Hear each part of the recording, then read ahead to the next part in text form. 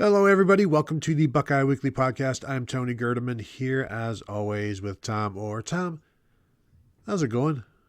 Tony, we are somehow just one day away from a number one versus number two game in the Big Ten championship game. So this is the second week in a row that we're kind of treating like the Ohio State Michigan week. And I'm a little bit glad that there's not another big high stakes game next week. We'll get a little bit of time off one way or another and be able to come up for air, as Ryan Day and Urban Meyer would like to say, and take a look around. And but that is not now. Now we are neck deep in this, and today we're going to take a look at the Ohio State offense versus the Indiana defense. And I guess we could just start from the ball on back and start with the matchup on the line of scrimmage because, Tom, as you know, games are won up front, and Ohio State's offensive line kept Julian Sayin sparkling clean last week in a snow game. I don't even know if they had to take his jersey to the laundry room. Probably not. Probably still. Not that they'll be wearing it this week. I believe they're wearing their home reds. But that has to be different this week. And in terms of who's going to be doing that this week, I guess we could start with Stephen Daly, the Indiana defensive end, who has been kind of all over the backfield over the last month, and I think 10 tackles for loss in his last 3 games, and has really turned it on.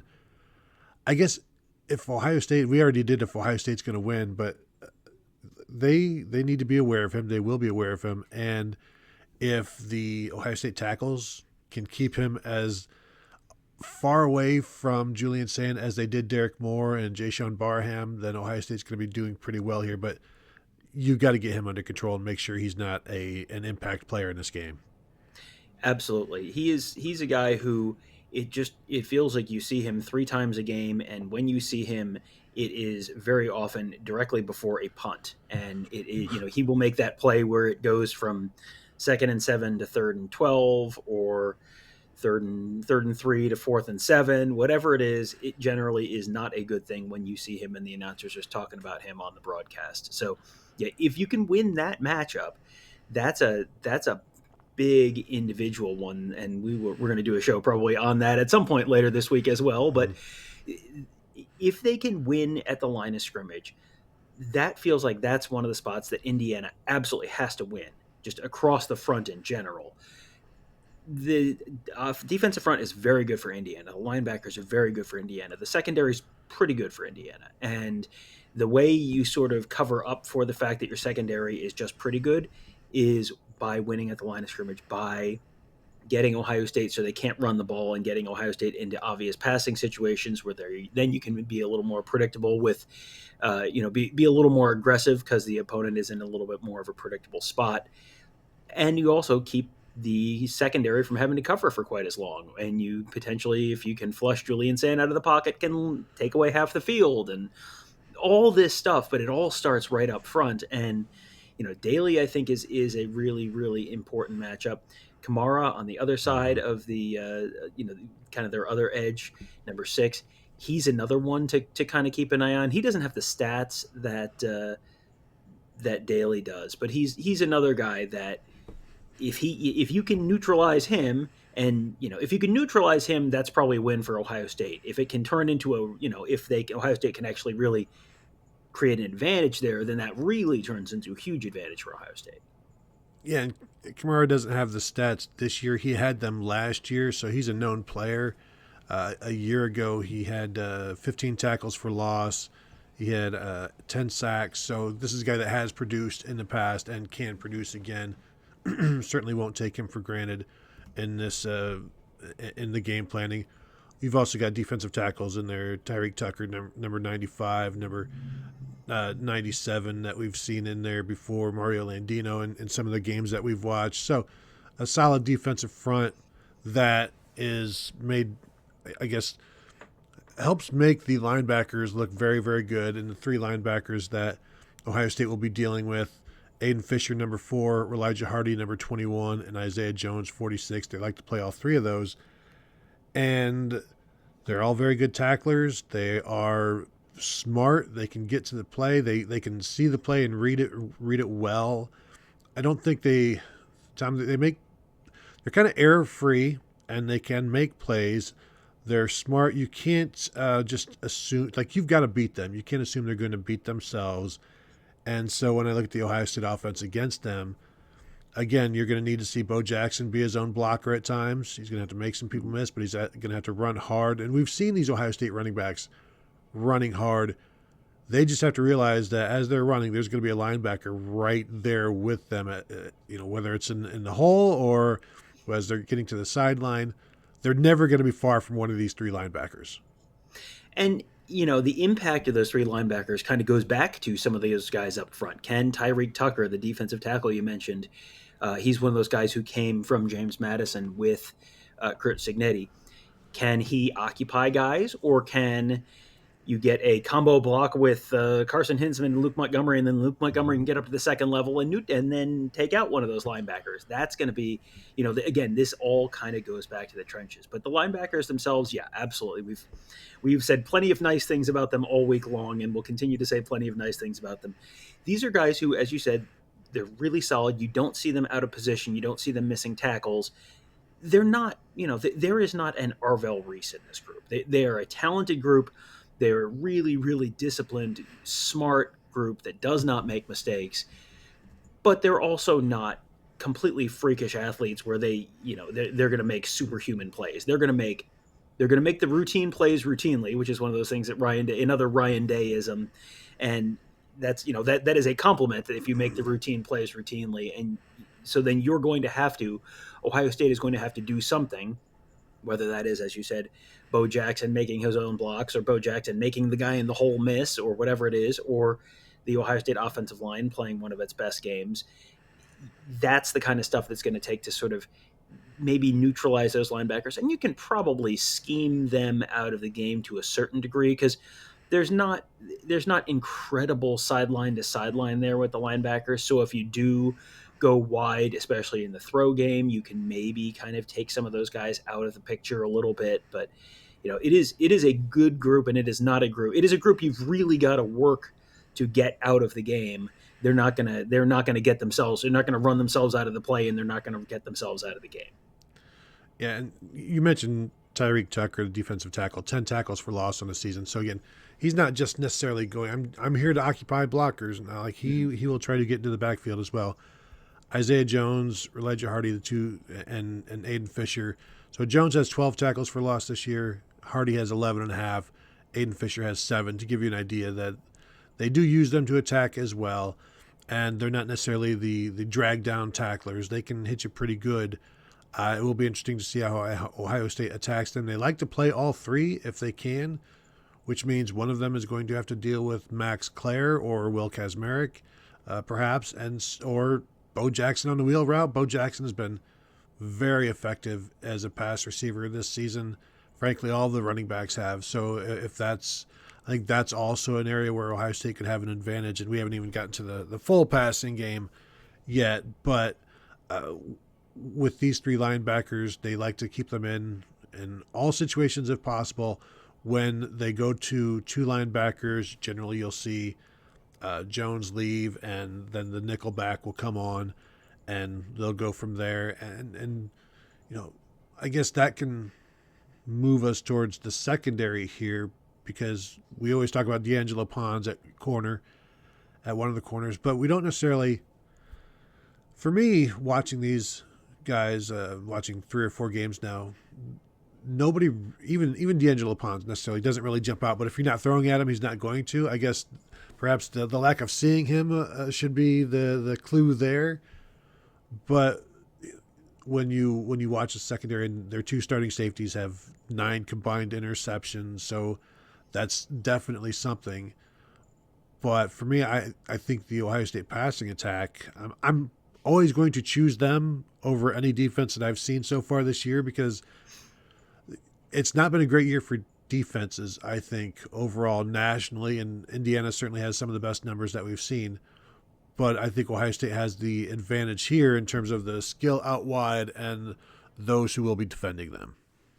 That feels like the spot where, if you're going to sort of project Ohio State to have an advantage and it not be kind of, they could play each other more or less to a stalemate, that feels like where that advantage probably lies. Where the Indiana's corners, D'Angelo Ponce, like you said, we haven't talked about him other than the fact that he's there and he's good, because he's a little like Jermaine Matthews, where you just don't talk about Jermaine Matthews because no one's throwing at Jermaine Matthews, and that is a good thing if you were a corner, if no one's throwing at you. Pons is going to get thrown at because he's either going to be on Carnell Tate or Jeremiah Smith this weekend, and he is listed at 5'9". That is an important part. That is probably the most important part of his bio, other than the here's all the reasons he's good at football. He's also 5'9", and that's something that you can be as good as you want. Unless you can out jump Jeremiah Smith by 6 inches, Ohio State's going to have some kind of an advantage there. And Jeremiah Smith seems like a pretty good jumper. Same for Carnell Tate. So that's something that I'm really kind of keeping an eye on, where we saw them kind of try that sort of fade to Jeremiah Smith once in the end zone last week. Mm-hmm. If you're in first and goal and you're at the 3-yard line, that would be absolutely 1 to 2 of the plays I would think about running down there. If I'm running 4 plays, I might try that twice, because you give your best playmaker a chance to make a play in a one-on-one situation. Or if Indiana is going to shade a safety over there, then you equate the numbers in the run game. But either way, I think they're going to show that. I think they're going to go to that. And I think, either Carnell Tate or Jeremiah Smith, whether it's against Pond or against Sharp, the other corner on the other side, I would be exploring that on a regular basis, because I think that there's going to be something there at times. Yeah, number 22, Jamari Sharp, is the other corner. And when we were watching these games last year with Tennessee, we would see they're going to throw at Ricky Bryant. That corner, Gibson. Ricky Gibson. Yeah, mm-hmm. Ricky Bryant, former Buckeye wide receiver, but Ricky Gibson. And you would see different guys each time we would watch these games, like, well, that's going to be that guy that they go after. And I would say that's maybe Sharp, just because we haven't seen much of offenses going after Pons. But I don't think Ohio State's going to shy away from either guy, just because why? No disrespect, you've got Carnell Tate and Jeremiah Smith. It shouldn't matter what corner. What really matters is what safety's over top of them, what kind of help are the corners getting, because they're going to go after anybody where they have a one-on-one advantage, and they do see any one-on-one situation as an advantage, and so they'll go after them. The nickelback here, Devin Boykin, 5'10", 195. The 2 safeties that we mentioned, Amari Farrell, number 1. We saw him in a game earlier this year kind of get lost with his eyes and give a big touchdown right behind him, like just ran right by him. I assume he's going to be more locked in this time. Lewis Moore is the other safety, and like Moore and Farrell, again, 4 and 5 interceptions. They've got 9 combined, so that's significant. I think a lot of the I wonder how much, not having been able to see all of these interceptions, how much of this is bad quarterback play, how much of this is pressure from the defense that forces some bad throws. Which then, Tom, takes me back to we didn't really touch on the Ohio State offensive line, but this is a group that is playing better than it has all season long. Been waiting for the right guard situation to finally get locked in, and Tegra Shabola seems to have done that. And we know Austin Sierreveld at left tackle has been fantastic all season long. I believe he was second team All Big Ten. Phillip Daniels last week at right tackle, very, very good as well. The interior has been, the left side interior, Luke Montgomery, has been very good. Carson Hinsman, one of the best centers in the Big Ten, perhaps in the nation. Right now, if you're Ohio State, you have to feel pretty good about your offensive line against anybody. And then against this Indiana defensive line, which is not the biggest line. The defensive ends are 6'1". They're all 260, 270, but the starting defensive ends are 6'1", which, they can get under you, I guess, is one thing to look at. And the tackles are fairly active, but the way this offensive line is playing, and you could throw Will Kazmarek in there at tight end as well, this is a situation where I think, again, this is another advantage for Ohio State.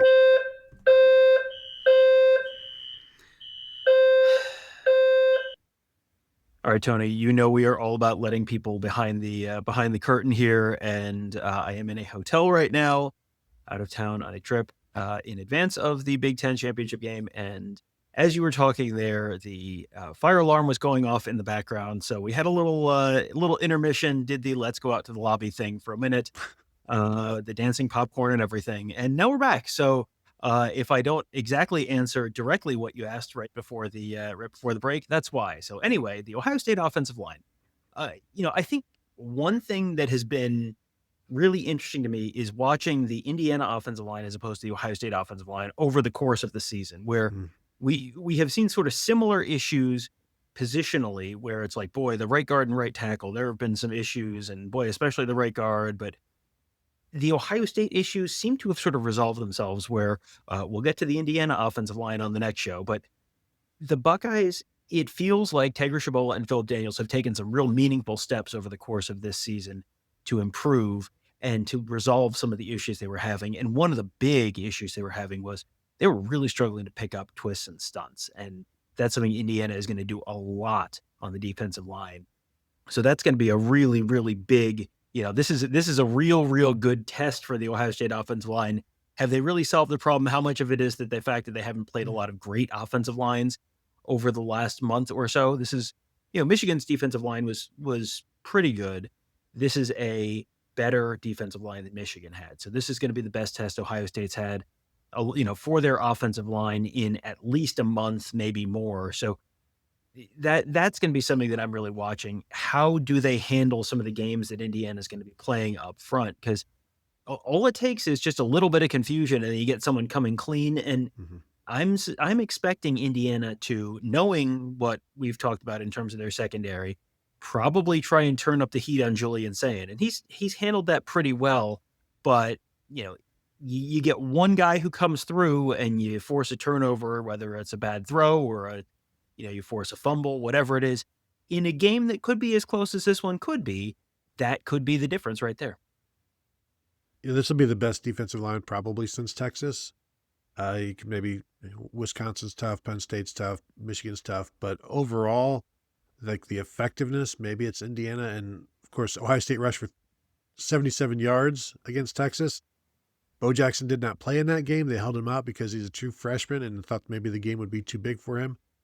But that's the low water mark for Ohio State, and they've not been under 164 yards in the last 5 games, and really that's, I think, all of November. That's the best picture of what Ohio State is now, because that encapsulates Penn State and Michigan. It's not just beating up on Purdue, UCLA, and Rutgers. So I think right there, we have a pretty good idea of how the Ohio State offensive line is going to do. That time, I would like to say that I think that is the first fire alarm in Buckeye Weekly history. So congratulations. And that's a maybe. We've had so many loud, shrill noises, and not just when Kevin's on the show. I mean, lots of trucks. I don't know. We really need to go back and do like a real, true catalog of this. It feels like there's been fire alarms when we've been at the Woody before, but I don't know if we were recording at that point. So this may be history in the making. I do want to leave just a little bit of it in the show, just so people are aware that, and this is what I'm sure they'd be upset if I cut it all out and like, but I wanted to hear the fire alarm. I'm sure the look of pure joy on my face as I recognize what is happening is will really bring everything home for everyone. So yeah, by all means, go ahead, leave that in. I'm going to superimpose the Herb Street earthquake face at Oklahoma State. So anything else on the Ohio State offense that have we mentioned the name Julian Sayin once in this show? I just talked about him handling pressure. Yeah, I mean, if you think he's going to be a significant portion, or at least a relevant portion of this conversation, then yeah, go ahead, talk about him a little bit. What position did he play again? Yeah, he is quarterback. He is the second team All Big Ten quarterback. Fernando Mendoza, first team from Indiana. It's almost at this point he's a given. So you talk about everything else around him, knowing that he's just going to be fine. He'll throw for between 260 and 360 yards with between 2 and 5 touchdowns, and complete between 73 and 90% of his passes, and never once be the issue. And he's thrown 5 interceptions now on the season. I don't know that any of them, none of them are good interceptions. The 2 against Ohio were tips, so it's like 3 bad decisions basically led to those 3 interceptions, the other 3 interceptions, including the one last week against Michigan where he mistakenly thought Michigan was running cover 1. They were running cover 2. And Jair Hill was able to just stop his route in the flats and intercept that pass. So, he's going to have to be on point, and they're going to have to try to fool him the same way that Michigan did. It's just, you can only fool him for so long because he's really, really good at all of this. And so I think this will be the best quarterback Indiana's seen. I think we would agree with that. But they see a good one every day in practice. Yes, so does Ohio State. Again, I'll go back to the Michigan game. If you give him time to throw, Ohio State's going to win. If he's clean, Ohio State's going to win. Yeah, I think that's exactly where this whole conversation starts and ends. Ohio State is going to be able to run the ball enough to put themselves in a position to win. I don't think they're going to run the ball incredibly, but they're going to run the ball enough to put themselves in a position to win. And then it's just a matter of, does Julian Sayin have time? Because I think the Ohio State wide receivers are going to be able to get open enough to make a few plays, because I don't think they're going to need 35 points to win this game. I think they can win this game with 24 to 28 points. And if you get a couple touchdowns to the 2 wide receivers, you're halfway there right there. And I think that Julian Sayin having 2 touchdown passes is basically, that's the table stakes. I think Indiana I think if you just told Curt Cignetti, all I'm going to tell you is Julian Sayin is going to have exactly 2 touchdown passes, he might legitimately take that, because it's possible that, Ohio State has not run the ball particularly well in the red zone. So they had 4 touchdowns last week against Michigan. All 4 were through the air. Or was it 3? No, it was 4, right? 4. No, 27-9. There we go. 3 touchdowns. 3 touchdowns through the air. It's been a long week. Did I mention that it's been a long week? It's been a long week. 3 touchdowns last week, all through the air. They were in the red zone a bunch, did not run it in. That's a spot where Ohio State and Indiana have both sort of struggled, is sort of short yardage running. So can Ohio State run the ball in to the end zone? Maybe. But if it's only 2 touchdown passes and then they're kicking a bunch of field goals on top of that, I think Curt Cignetti might take his chances with that. Yeah, any field goal in the red zone is a 4-point win, basically, for the defense in this game. So there you go. Thoughts on the Ohio State offense versus the Indiana defense. We'll flip the side here on the next show and give you guys that perspective as well. If you're watching on YouTube, please hit that thumbs up. Leave comments about, hey, great to hear a new noise on the Buckeye Weekly Podcast. It's always appreciated. Who knows what's going to be next? One day, maybe an elephant will blare its trunk, and we'll get to hear something like that. Something, new noises for all the kids out there. Roll of course, possibly. And a 5-star rating and review is always appreciated, and you can continue to find us at BuckeyeHuddle.com. So thank you all for tuning in, and we'll talk to you all later.